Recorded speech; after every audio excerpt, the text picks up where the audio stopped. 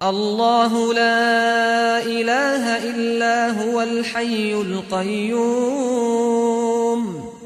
لا تأخذه سنة ولا نوم له ما في السماوات وما في الأرض من ذا الذي يشفع عنده إلا بإذنه يعلم ما بين أيديهم وما خلفهم ولا يحيطون بشيء من علمه إلا بما شاء وسع كرسيه السماوات والأرض ولا يؤوده حفظهما وهو العلي العظيم. Bismillahirrahmanirrahim. Alhamdulillah wassalatu wassalamu ala Rasulillah. Ini agak lebaran dikit waktunya karena ada persiapan. Ada mau ditanya Mas Zikri? Enggak.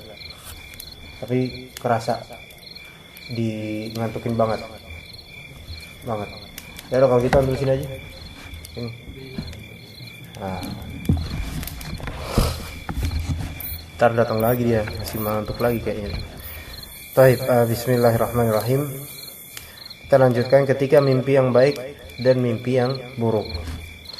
Imam Al-Bukhari meriwayatkan dari Abu Sa'id Al-Khudri radhiyallahu anhu bahwasanya dia mendengar Nabi sallallahu alaihi wasallam bersabda, "Idza ra'a ahadukum ru'ya yuhibbuha fa innama hiya min Allah, falyahmadillahi 'alaiha wal yuhaddits biha." Wa fi riwayah, "Fala yuhaddits biha illa man yuhib." Wa idza ra'a ghayra dzalika mimma yakrah fa innama hiya minasy syaitan falyasta'id min syarriha wa la yadhkurha li ahad fa innaha lan tadurrah. Apabila salah seorang di antara kalian melihat mimpi yang ia sukai, maka sesungguhnya ia hanyalah dari Allah. Mimpi yang disukai ini, kalau mimpi junub, syahwat, udah ini bukan itu. Itu dari syaitan. Mimpi yang disukai di sini, ya mimpi ketemu dengan orang tua atau ketemu dengan almarhum atau siapa gitu kan. Kalau ketemu dengan mantan gimana? Ini setan ini pasti.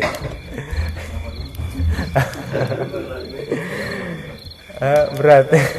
Maka sesungguhnya ya dari Allah. Kalau enak mimpinya, ya dapat rezeki, ya.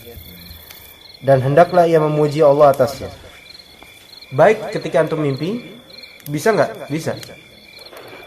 Seseorang kalau misalnya mimpi itu kadang jadi barometer iman kita sebenarnya. Nah, kalau misalnya kita bermimpi baik di situ, ya itu kita bermuji Allah di mimpi itu masya Allah, itu berarti keimanan kita itu, kekuatannya di situ. Ya, karena berkali-kali mimpi dengan ikhwah pengajian ini, maksudnya teman-teman pengajian ini. Pernah ada mimpi masya Allah, berbekas mimpinya. Itu kita lagi ngaji kayak gini nih. Gambarnya gitulah, Anda nggak ngerti detailnya, tapi kerasanya gitu, kayak kita lagi ngaji. Ya, dia pengen ikut ngaji kayak gitu. Lagi ngaji kayak gini, kemudian Anda ngajarin, pokoknya tentang tauhid lah ngajinya. Kemudian tiba-tiba Anda pribadi, Anda nggak tahu yang teman-teman ngaji ini, Anda pribadi ngerasa terangkat sampai langit gitu. Wallahu a'lam maksudnya apa? Sampai langit terangkat, Anda pribadi, Anda diri sendiri. Tapi Anda merasakan ada teman-teman pengajian ini lagi belajar sama Anda. Nah, itu di bawah tuh kelihatan dunia, bumi. Di bawah kayak kita tuh di angkasa lagi pakai balon terbang itu, ya. Kita di atas ngelihat itu. Anda sendirian. Oh, masya Allah. Kemudian lama-lama Anda ketakutan, nggak tahu kenapa ngerasa takut gitu. Terus Anda bilang, Anda ngerasa ini kita udah berada di ketinggian. Jangan sampai kita sombong kemudian terjatuh ke bawah tanpa pertolongan Allah. Langsung bilang, "Ayah ikhwan, semuanya harus ikhlas kepada Allah gitu. Ikhlaskan semuanya kepada Allah dalam mengaji ini. Ikhlaskan." Anu berkali, pokoknya ikhlas, kita harus ikhlas. Jangan sampai kita jatuh gitu. Itu udah mimpi kayak gitu aja. Nah. Alhamdulillah mimpi kayak gitu, tapi berbekas sampai sekarang. Berbekas sehingga membuat semua pengajian yang ana dimanapun gitu kan. Karena kalau anak alhamdulillah ngajinya rutin di tempat-tempat ini, selalu mengingatkan ikhlas benar-benar. Karena ketika kita ngaji, wallahu alam, mungkin tafsirannya ketika kita ngaji kayak gini, itu sebenarnya Allah mengangkat derajat kita tuh jauh di atas manusia-manusia yang nggak mau ngaji. Jauh Allah tinggikan, alhamdulillah Allah angkat derajat kita. Tetapi fitnahnya ketika terangkat itu ada ketakutannya nanti. Famoritas, popularitas, kesombongan, ujub, merasa sudah benar, maksudnya semasa sudah pasti lebih baik daripada orang-orang di bawah dan seterusnya. Sehingga obat dari penyakit itu semua cuma satu, ikhlas aja. Ikhlas aja. Tawakal sama Allah, ikhlas kita ngaji dan semacamnya. Jangan sampai nggak ikhlas. Kalau udah nggak ikhlas nanti hasilnya bakal pasti nggak bagus, nggak mengamalkan kita ilmunya. Nah itu salah satu mimpi yang paling berbekas itu. Sebenarnya banyak sekali mimpi-mimpi, bahkan ketika kasus-kasus dengan ruqyah itu, ana bermimpi di kamar, ana bermimpi, ana sedang menasihati ruqyah. Antum ini, masya Allah, jangan kayak gini, jangan minta bantuan kayak gini, jangan gini. Itu sampai istri dengar, ana ngigo, dan ana tahu, ana lagi ceramah, dan ana ngigo ceramah. Menceramahi seorang ruqyah. Ana nasihati benar-benar ruqyah itu. Antum jangan kayak gini. Wallah alam ruqyah itu siapa enggak tahu. Al-muhim ana nasihati di situ. Ya ketika ada kasus yang ruqyah pakai jin itu. Ya. Itu sampai ceramahnya fasih gitu loh. Maksudnya sepersis mungkin teks yang ana dimimpikan persis dengan yang keluar di lisan. Setelah itu ana biasa lagi udah selesai ngigonya selesai. Dibangunin. Tadi ngigo ya? Iya tadi ngigo. Loh. Tahu kok tadi itu ngigo. Saking apa? Saking ketika menasihatinya itu perasaan tuh dalam. Perasaan tuh dalam. Jadi kadang mimpi baik kita itulah apa yang kita memang rasakan dan ingin lakukan kadang-kadang. Itu mimpi baik kita. Misalnya kita mimpi, pengen anak kita soleh. Mungkin di mimpi itu kita ditampakkan anak kita seperti apa. Kemudian kita lagi nasihatin, kita lagi ngapain anak kita. Kemudian sampai terigau-igau gitu kan. Bisa. Ketika ada mimpi indah seperti itu, fal yuhaddits. Maka ceritakan, fal yuhaddits biha. Ceritakan di sini, wa fi riwayat dan dalam riwayat, fala yuhaddits biha illa man yuhib. Dan janganlah dia ceritakan mimpi itu kecuali kepada orang yang dia cintai. Ya seperti antum, ya kan? Alhamdulillah kita saling mencintai jalan Allah. Makanya kata Nabi Yakub kepada Nabi Yusuf, la taqsus ru'yaka. Jangan kamu ceritakan mimpi kamu ke ikhwan kamu. Kenapa? Karena hasad nanti jadinya. Hasad. Nah, Nabi Yusuf menceritakannya ke bapaknya karena dia mencintainya. Gitu. Nah, sekarang itu manajemen mimpi baik, ya.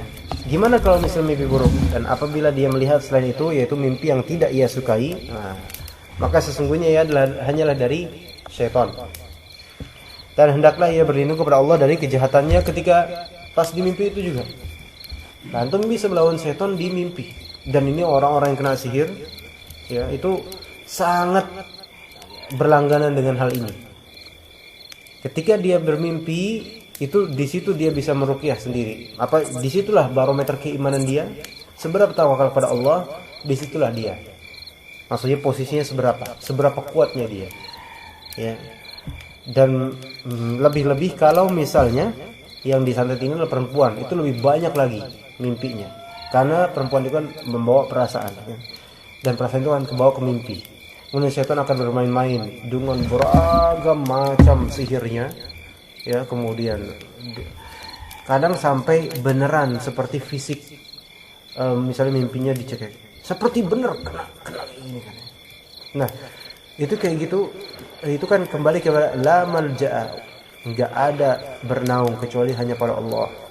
Di situ barometer tauhidnya seseorang diuji di situ. Iya.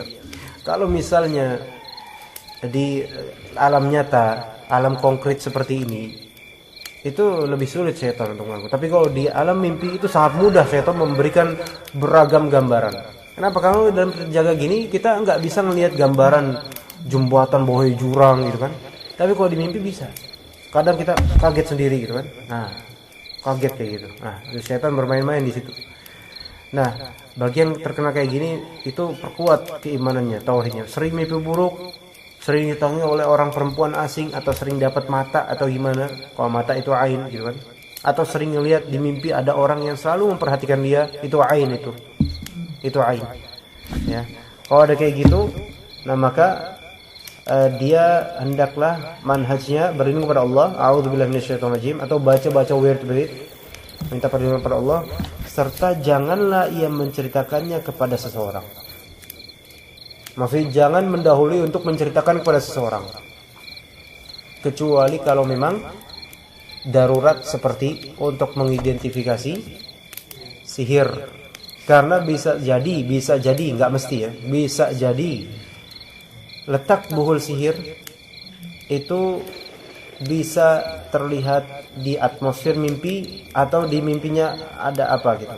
Misal di atmosfer mimpi kerasa, misalnya kok kerasa di mimpi ini selalu seperti berada di ruangan itu gitu, misalnya di ruangan ini misalnya, walaupun nggak ngelihat ruangan ini, tapi kalau mimpi tuh perasaannya tuh di ruangan ini gitu, sedang berada. Nah, berarti buhulnya ada di sini. Wallahu alam, nggak mesti tapi di antara usaha ikhtiar bisa diidentifikasikan dari itu. Atau misalnya selalu pas mimpi itu selalu yang diserang adalah perut, nah berarti ada di perut. Atau setelah mimpi buruk selalu pas bangun selalu perut itu sakit, berarti ada di perut, wallahu a'lam. Kayak gitu. Ya, biasanya mimpi itu bisa menjadi barometer juga di mana letak buhul sihir. Nah, sebagaimana di keluarga yang di sana, di Kalibata sana, ketika mimpinya di mana sering banget merasa mimpi di ruangan itu. Kemudian kalau misalnya nginget ruangan itu kayaknya serem banget, ya udah, kayak ke bawah turun, ruangannya di atas, ada ruangan di atas, satu ruangan kosong. Nah, sepertinya wallahu alam itu ditanami buhul di situ oleh dukun-dukun. Akhirnya biarin di bawah, korbannya anak ke atas naik. Itu abis maghrib gelap itu. Terus anak nyalain lampu, bismillah, anak bacain Al-Qur'an di situ, anak minta sama Allah, ya Allah hancurkan semua buhul yang di sini. Tiba-tiba sang korban di bawah, ketika anak udah kayak gitu, langsung ngerasa seger. Ya, dan anak nggak minta sama siapapun kecuali kepada Allah ketika itu. Alhamdulillah. Ya, jadi mimpi itu juga bisa barometer.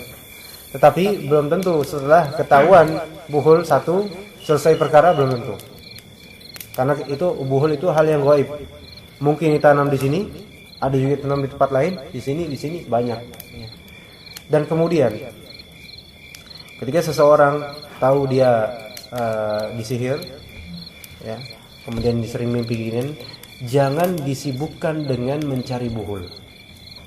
Kenapa? Dia akan tertipu. Ikan buhul gaib kan, dan setan naruh itu sembarangan, maunya di mana terserah mereka, ya kan? Kalau kita temuin satu, belum tentu yang lainnya. Kita temuin semua, belum tentu. Tapi sibukkanlah dengan ilmu. Jangan sibukkan dengan ngantuk seperti ini. Nah, ya, jangan ngantuk. Nah, sibukkanlah dengan ilmu. Ya. Karena kalau misalnya kita sibukkan dengan ilmu, insya Allah buhul-buhul terlepas satu persatu. Tapi kalau kita sibukkan dengan buhul, setan yang tertawa, bodoh dia, gampang nih kayak dikelabuhin. Gitu. Benar, menemukan buhul itu adalah sesuatu yang dianjurkan, kemudian dihancurkan, kan? Tetapi kan namanya buhul itu kan belum tentu satu doang. Kalau kita repot kayak nyari harta karun terpendam gitu loh. Yang kadang bisa dipindahin nama setan di sini gitu. Di switching kayak gini. Bingung kita, nanti lama bingung, dianya bakal tambah senang gitu. Iya, bakal tambah senang setannya. Maka sibukkan mencari ilmu, sibukkan dengan ibadah, ketakwaan, zikir, doa, dan melakukan perbuatan yang insya Allah mengusir setan. Justru itu yang dapat menghancurkan insya Allah. Maka betapa banyaknya orang kena sihir, kemudian memanggil peruqyah, kemudian di semacam istilham kayak gitu, atau gimana buhulnya dan semacamnya, nanya ke jinnya langsung. Mungkin jinnya benar, mungkin jinnya salah. Mungkin benar karena udah terancam, mungkin salah karena memang pendusta atau gimana. Wallahu alam. Ditunjukkan satu, terus pura-pura keluar dianya. Masih ada di tempat lain. Kan gampang bagi jin itu, atau bagi penyihir gampang untuk kayak gitu. Nah, makanya yang kayak gini udah serahkan kepada Allah, ya kan? Serahkan kepada Allah, ya. Sambil kita terus meningkatkan ketakwaan dengan mencari ilmu dan mengamalkan. Udah itu. Sebenarnya kita disihir itu adalah teguran supaya kita lebih beramal soleh, bukan supaya kita lebih konsentrasi ke masalah jin. Ya. Supaya kita semakin dibukakan hal-hal kayak gini supaya kita semakin yakin sama Allah, bukan malah semakin fokus kepada masalah jin. Ya itu dimain-mainin nanti jadinya. Ya. Wallahu a'lam. Kemudian hadis kedua, Al-Bukhari dan Muslim meriwayatkan dari Abu Qatadah, dia berkata Rasulullah sallallahu alaihi wasallam bersabda, "Ar-ru'ya as-salihah wa fi riwayat ar-ru'ya al-hasanah min Allah wal hulmu min asy-syaitan. Faman ra'a syai'an yakrahuhu falyanfith an shimalihi thalatha wal yata'awwadh min asy-syaitan fa innaha la tadurruh. Wa fi riwayah falyabsuq an yasarihi thalathan wal yasta'idz billahi min asy-syaitan thalathan wal yatahawwal an janbihi alladhi kana 'alaihi." Mimpi yang baik, dan dalam riwayat lain mimpi yang bagus itu datang dari Allah, dan mimpi yang buruk datang dari syaitan. Hulum ini bisa juga mimpi junub. Maka barang siapa melihat bermimpi sesuatu yang tidak dia sukai, hendaklah dia meludah ke arah sebelah kirinya 3 kali, dan hendaklah memohon perlindungan kepada Allah dari syaitan, karena sesungguhnya ia tidak akan membahayakannya. Nah, di antara mimpi yang dari syaitan, mimpi didatangi oleh lawan jenis yang tidak kita kenal. Ya. Itu mungkin karena dia suka sama kita. Dan kemudian di pekan lain atau di hari lain, ya, malam lain, kita dimimpikan ketemu dengan dia lagi. Nah, itu bahaya itu. Kalau udah ada kayak gitu, ta'awudz, jangan turutin maunya dia. Karena ketika antum turutin sampai antum misalnya naudzubillah berjima, itu sama dengan dia memanfaatkan antum untuk memuaskan syahwatnya jin itu. Ya. Jangan menjauh. Enggak antum kenal. Ya, ini apalagi kalau yang udah lama enggak berhubungan sama zaujahnya atau yang masih bujang, ya kan? Nah, itu dimanfaatin.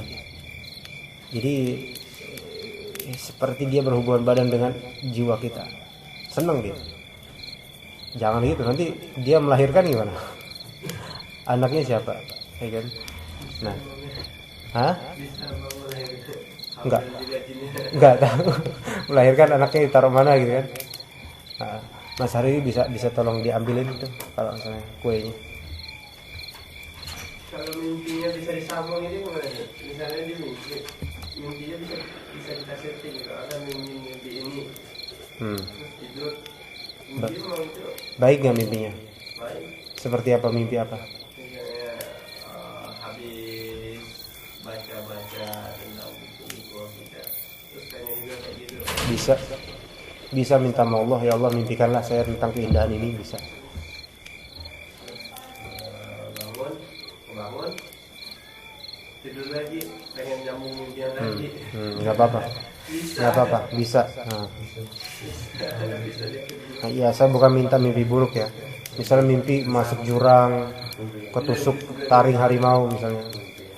Nah, mimpi yang baik-baik aja mintanya. Nggak apa-apa itu. Nah, di sini kalau misalnya ada kayak gitu, minta perlindungan kepada Allah dari syaitan, sesungguhnya ia tidak akan membahayakannya. Dalam riwayat lain, maka hendaklah ia meludah ke sebelah kirinya 3 kali. Ya, meludah tuh 3 kali dikit. Ini meludah juga untuk meremehkan, menghinakan syaitan-syaitan itu. Dan hendaklah ia memohon perlindungan isti'adzah kepada Allah dari godaan syaitan sebanyak 3 kali. Serta hendaklah ia merubah posisinya. Maksudnya bukan di tempat dia tidur itu. Mungkin apa balik atau gimana ya. Pokoknya tidak dengan posisi yang seperti itu. Ya, sebagai pengganti dari kata falyanfith, maka hendaklah yang meniup. Imam Nawawi berkata yang zahir bahwa maksudnya adalah an-nafth, yaitu meludah yang ringan tanpa disertai dengan liur. Ya boleh kayak gitu. Tapi kalau keluar liurnya juga nggak apa-apa, karena kan orang baru tidur ya nggak mikirin keluar apa enggak liurnya gitu kan. Oke, di Muslim meriwayatkan dalam sahihnya dari Jabir bin Abdullah radhiyallahu anhu dari Rasulullah SAW, annahu qala li a'rabiyyin ja'ah, bahwasanya Rasulullah berkata kepada seorang badui yang datang kepada beliau. Faqal, saya berkata, inni halamtu anna ra'si quti'ah fa ana attabi'u فزجره النبي وقال لا تخبر بتلاعب الشيطان بك في المنام. Bahwasanya beliau pernah bersabda kepada seorang badui yang datang kepada beliau, serta seraya berkata, sesungguhnya saya bermimpi bahwa kepala saya dipenggal. Dipenggal maksudnya dipotong kepalanya, dipenggal. Maka apakah saya mengikutinya mimpi itu?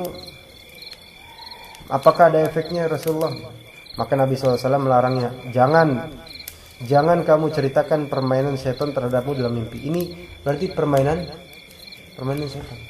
Iya. Jadi ketika misalnya ada permainan setan, kalau bisa jangan diceritakan ke siapapun. Ya, kecuali kalau udah nggak bisa dipendam lagi. Seperti misalnya kemarin yang ke IBF kemarin. Di antara keluarga, ya. Sebelumnya di malamnya dimimpikan itu nanti kalau ke IBF nanti lihat bakal ada gambarannya bakal kayak jilbab terus ada salib belakangnya kemudian pingsan dan semacamnya. Ditakut-takutin ya sampai frustrasi itu. Tapi paginya kita ajak nggak ada papaan. Iya, jadi emang ditakut-takutin sama setan, terutama perempuan ditakut-takutin sama setan, pikiran itu bukan hanya mimpi, kadang pikiran di sini kita dalam keadaan sadar itu udah diambil belum? Coba udah diambil belum? Tanyain takutnya nggak dibuka. Udah dibuka? Enggak piring di sini soalnya ada. Nah, ini.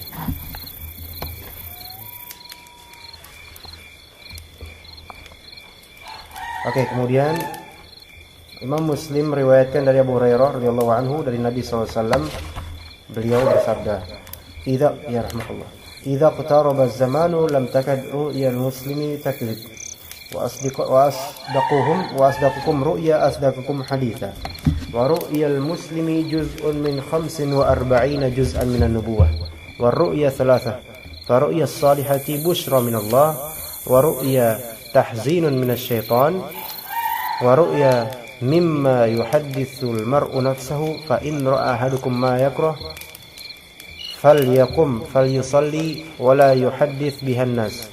Apabila hari kiamat telah dekat, maka mimpi seorang muslim nyaris tidak pernah dusta. Wallahu a'lam. Dan sebenar-benarnya mimpi salah seorang di antara kalian adalah orang yang paling jujur bicaranya di antara kalian. Maksudnya makin soleh dia, makin jujur orangnya, jarang bohong atau nggak pernah bohong banget. Itu mimpinya tuh bisa jadi kenyataan, bisa jadi beneran. Nah sekarang kalau misalnya antum pernah mimpi terus besoknya terjadi kenyataan, mungkin karena antum nggak pernah bohong mungkin. Dan mimpinya seorang muslim merupakan satu bagian dari 45 bagian dari kenabian. Satu dibandingin 45. Sedangkan mimpi itu ada 3 macam. Pertama, mimpi yang baik, itu kabar gembira dari Allah. Ya bisa aja mimpi yang baik itu adalah sesuatu yang akan terjadi kelak, kabar baik dari Allah. Ada juga mimpi buruk yang merupakan upaya syaitan agar orang yang bermimpi bersedih. Jadi lupakan mimpi itu, lupakan, jangan diingat. Serta ada juga mimpi dari apa yang dipikirkan oleh seseorang terhadap dirinya, yaitu hadis jiwa, percakapan jiwa, kemudian terbawa mimpi. Maka apabila salah seorang di antara kalian melihat bermimpi yang tidak ia sukai, hendaklah ia bangun dan sholat. Ya, serta janganlah ia menceritakannya kepada orang-orang. Tapi bisa aja orang mimpi buruk, nggak bisa dia bangun, saking dikuasainya syaitan. Ya ini tinggal tawakal kepada Allah. Kadang lidahnya tuh keluh, nggak bisa ngomong apa-apa. Berarti ini tinggal ini nggak bakal mati ini. Tinggal ini doang. Dia baca ayat kursi lewat ini. Kekuatan ini bisa jadi lebih dahsyat daripada kekuatan lidah membaca dan seterusnya. Wallahu ta'ala. Ya. Berat matanya? Ya, kita cukup aja sampai sini. Subhanakallahumma wa bihamdika asyhadu an la ilaha illa anta astaghfiruka wa atubu ilaik. Udah enggak berat lagi? Alhamdulillah.